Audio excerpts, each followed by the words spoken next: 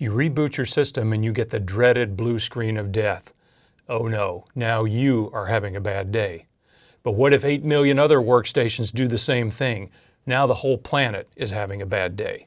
Well, there's an old saying that says, never let a good crisis go to waste. So let's see what we can learn from this. What kind of nuggets can we mine from this situation so that we make sure this doesn't happen again? I'm going to go through lessons learned for vendors who are producing software and lessons learned for users and clients of those vendors, and then one bonus topic that both can use in order to prevent this kind of thing from happening again in the future. What's the first thing that a vendor could do to make sure this catastrophe doesn't happen? Well, obviously, you need to test your software. And I don't mean just test it and make sure it's generally working. We ran it on a system and now everything's fine. No, you need to run it with a full regression test where you're going to go back and make sure that all the old functions that used to work didn't get broken and that you haven't introduced any new errors.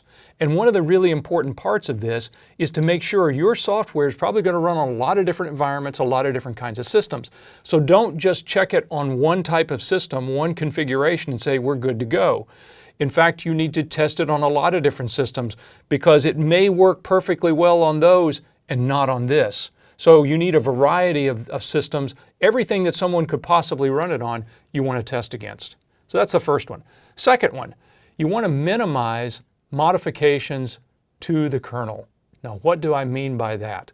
Well, let's take a look over here. So if you think about this is memory on a system. That's the RAM. Here's the disk drive, the storage that we're going to have on it. This is the CPU. This is the network interface card. So it can go out and talk to other systems. These are just some examples of things that are interfaces that the operating system is going to have to work with. So it needs to be able to mediate communication amongst all those different things. Well, there's a core of the operating system that we call the kernel. And the kernel is the thing that is really, as I said, the core. If it gets compromised, everything else falls apart. So it's particularly important, and by the way, up here is where our apps are. So apps are running on the OS. The OS has this core, and everything else runs around that. In general, we want not to be modifying this kernel in any way, because that's the core of the system. You make a mistake there, and you see what the consequences can be really dramatic. But in some cases, there is software where it's given kernel privileges, where it's able to hook into the kernel and make certain changes in the way basically the operating system is working. We got to be really, really careful whenever we do that, because if this thing fails, then guess what? So does this thing, and then the whole system goes down. What we'd rather do is in fact have our hooks here at the OS level, or even better, where it's possible, have them up here. That way the OS continues operating even when there's been a catastrophic failure of some sort into whatever this particular feature is. And this one I think is maybe the most important for a vendor that's rolling out software if your software is going to be part of the critical path. And clearly something that is hooking into the kernel is going to be part of the critical path because everything's going to depend on it. And that is you want to do a phased rollout. That is, in this case, if I've got a software update and I want to roll this out to the whole world, I'm not doing it all at once. Here's what I'm going to do, especially if I'm part of the critical path, and especially if this software is running critical infrastructure. I'm going to roll out to, let's say, the first 5, maybe 10% of my user population, and then sit back and wait and make sure everything's okay. Now maybe if this is a really critical update, it needs to go out really quickly, so we only wait a few hours. If we can afford to wait a few days, it's even better still. That way, if we find out if this system goes upside down, well then I know I can stop the rollout and I don't affect everyone else. Then after I have an idea, I'm staging or phasing this rollout, and I roll out another 10%, another 20%, another 50% as I get more and more confidence. So those are the kinds of things that would make a huge difference if vendors would do this, especially if your software is part of the critical path. Okay, now we've seen what a vendor could do in order to prevent this kind of disaster from happening, but what could a user or a client of that vendor do in order to protect themselves? Well, the first most important thing, business continuity disaster recovery planning. Everyone needs to do this. You need to assume everything will fail. Look at every part of the system and imagine what happens if that thing doesn't work, and then figure out how would we recover from that. So that's the basic planning part of it. And one of the most important parts of that is having good backups and the ability to restore from those backups. So for instance, here's my system operating, and if it goes down, then I need an ability to very quickly recover that system back to the state that it was in when I did the last backup. Or if I have lots of these systems, maybe what I need is a master image that I can then restore across all of these very quickly. And in some cases, I'll even need to do what's referred to as a bare metal restore. That is, assume the operating system is not even on this system, as if it was just brand new, bare metal, out of the box, and I need to be able to push out an image that will work for all of those. That will particularly make sense in cases where everyone uses essentially the same software configuration.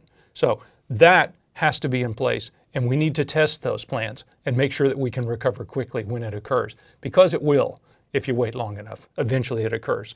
Second, there's kind of a debate about, do I patch or do I wait? Should I put the patch out right away or do I wait a bit? Think of it this way. Here's a timeline. So we've got some point in time when a bug is discovered. And then it takes the vendor a little bit of time, and then eventually they come out with a patch, some sort of software update that we're going to put on the systems. Now the question is, for you, when do you apply that? Well, this interval of time becomes very important. And there's an interesting debate that can be had about how long that interval of time should be. Because if you apply all the patches instantly and there's a problem with it, then you can see exactly what happens. That's what happened in the case of these. In some cases, you're not given the opportunity to even make this decision. It's automatically pushed to your systems. In general, automatic software updates are a good idea, unless, again, it's part of the critical infrastructure and the vendor didn't follow a lot of those kinds of principles. Then it could come back to bite you, which is why some organizations say, I don't want to apply new software updates right away. I want to let it kind of curate a little bit and make sure that nobody else has problems with it, then we'll put it on there. However, that makes sense from a stability standpoint, from a security standpoint. It means your interval of exposure is greater. So if this happened to be a security bug that just came out, and now this is the patch, the longer you wait to apply it, the longer you're exposed, and the more chances the bad guys have to come and attack you. So there's a trade-off in this, and you got to be careful in terms of what decision you make. Another one that you need to consider is, I've talked on this channel a lot about what I call the KISS principle. Keep it simple, stupid. How simple do you want to make it? Well, I've said before that complexity is the enemy of security. So we'd like to keep the system simple if we can. And one approach to that is with a monoculture of software. In that case, every single one of the systems that are out there are configured exactly the same. It's obviously easier if we find a bug in one system, we know it's going to be the same bug in all of them, and therefore we can go fix them all the same way. And the management of that is a lot simpler, and therefore it's easier to assure that we're going to get the right results. However, an argument can be made that we want a certain amount of diversity in the software, that we don't want every single system to be exactly the same, because if it is, then any single bug that affects one system will take them all down. So there might be some value in having a little bit of diversity in your environment, but you're going to have to balance that with also trying to keep it simple. So there are trade-offs on the side of the user, and hopefully you'll make the right decision on this. Okay, now we've got 3 things that vendors can do and 3 things that the user community can do in order to avoid these kind of software outages on a global scale. How about one more that both of them can benefit from? And I'm going to call that root cause analysis. In this case, what we're going to do is look for what was the underlying problem that allowed this to happen in the first place. So we're going to do something in the military, I think they refer to it as an after-action review. An old programmer like me, we used to refer to this at the end of a project, we would do what was called a post-mortem analysis. So we're going to go back and look. It's a forensic analysis of the case with a specific eye towards looking at not only what was the defect, but what caused that defect to allow it to happen in the first place. What introduced that, and why did we not catch it? And more importantly, we're going to look at doing defect extinction. In defect extinction, I'm going to try to put a process in place that allows that never to happen again. We're going to catch that so that this is never something we deal with again. And we'd like as much possible to use tools, to use other automated processes and things like that. Just saying we're all going to try harder or we're going to educate the users, that only works so far. Better still if I can make it so it's not even possible for that to ever occur again.